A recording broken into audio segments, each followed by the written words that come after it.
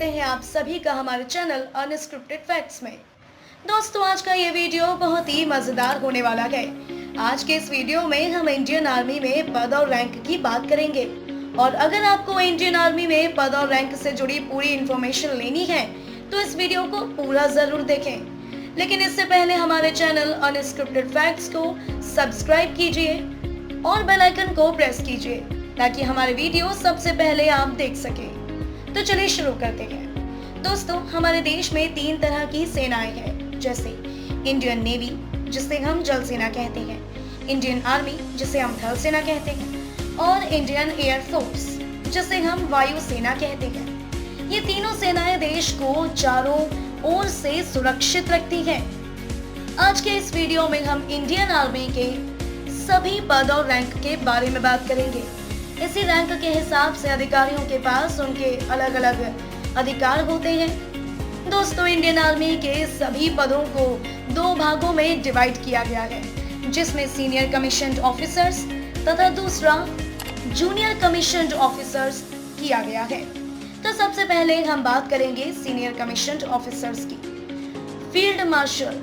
दोस्तों, थल सेना में सबसे ऊंची रैंक फील्ड मार्शल की होती है, लेकिन यह पद सम्मान के रूप में दिया जाता है। फील्ड मार्शल की उपाधि आर्मी सेवा समाप्त होने के बाद भी रहती है, अर्थात व्यक्ति के जीवित रहने तक वह इस उपाधि से सम्मानित होता रहता है। लेकिन वर्तमान समय में सेना ने इस पद को समाप्त कर दिया है। बता दें कि अभी तक यह रैंक सिर्फ 2 अधिकारियों को ही दी गई है, जिसमें सबसे पहले है सैम मानेकशॉ। इन्हें यह रैंक 1 जनवरी 1973 को दिया गया था। और दूसरे हैं कोडंडेला एम करियप्पा। इन्हें 15 जनवरी 1986 को प्रदान किया गया। दोस्तों, फील्ड मार्शल के बैच पर 5 बिंदु स्टार, राष्ट्रीय प्रतीक तथा क्रॉस पैटर्न के साथ गोल्डन लॉरेल पुष्पांजलि की माला बनी हुई होती है। इसके बाद जनरल। ये फील्ड मार्शल के बाद की सबसे बड़ी रैंक है, लेकिन फील्ड मार्शल रैंक को खत्म करने के बाद ये इंडियन आर्मी की सबसे बड़ी रैंक हो गई है। इन्हें कमांडर इन चीफ भी कहा जाता है। यह रैंक इंडियन आर्मी के सेना अध्यक्ष के पास है तथा यह चीफ ऑफ डिफेंस स्टाफ के पास भी हो सकती है। इसे लेफ्टिनेंट जनरल से ऊपर रखा गया है। जनरल रैंक के अधिकारी की वर्दी पर एक क्रॉस्ड बैटन और सेबर व 1 स्टार के साथ अशोक स्तंभ लगा होता है। इस पद पर अधिकारी को 3 साल के लिए नियुक्त किया जाता है या 62 साल की उम्र तक। जनरल अधिकारी के कंधे पर 5 बिंदु वाला एक गोल्डन स्टार, अशोक चिन्ह व क्रॉस पैटर्न यानी क्रॉस की गई तलवार होती है। Lieutenant general. यह जनरल रैंक के बाद की रैंक होती है और मेजर जनरल से बड़ी रैंक होती है। यह एक बड़ी इंडियन आर्मी का नेतृत्व करती है, जिसमें 60,000 से 70,000 सैनिक होते हैं। लेफ्टिनेंट जनरल अधिकारी के बैच पर 3 स्टार लगे होते हैं। इस अधिकारी के कंधे पर एक गोल्डन अशोक चिन्ह और क्रॉस पैटर्न होता है। आपको ये बता दें कि इसके चुनाव के लिए सैनिक की 36 साल की कमीशन सेवा जरूरी है। इस पद पर 60 साल तक के अधिकारी रह सकते हैं। Major general. लेफ्टिनेंट जनरल के बाद के अधिकारी मेजर जनरल होते हैं। मेजर जनरल का पद भारतीय सेना में नेवी के रियर एडमिरल और एयरफोर्स के एवीएम की रैंक के बराबर होता है।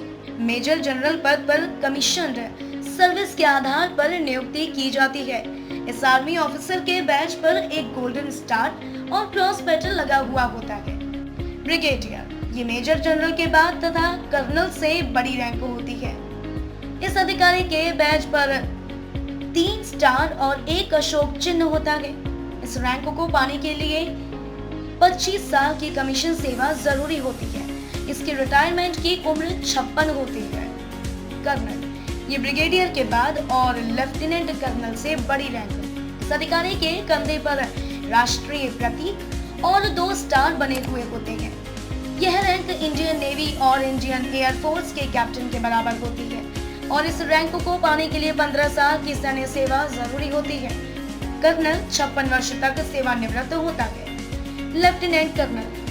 ये मेजर से बड़ी रैंक होती है। इस अधिकारी के बैच पर राष्ट्रीय प्रतीक और एक 5 बिंदु वाला स्टार और राष्ट्रीय प्रतीक होता है।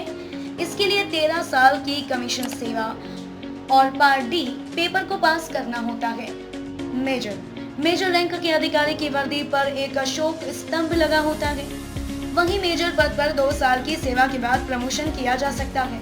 कैप्टन मेजर से नीचे का पद कैप्टन का होता है। सेना में 2 साल बतौर कमीशन अधिकारी काम करने के बाद कैप्टन की रैंक पर प्रमोशन होता है। कैप्टन की वर्दी पर 3 स्टार होते हैं।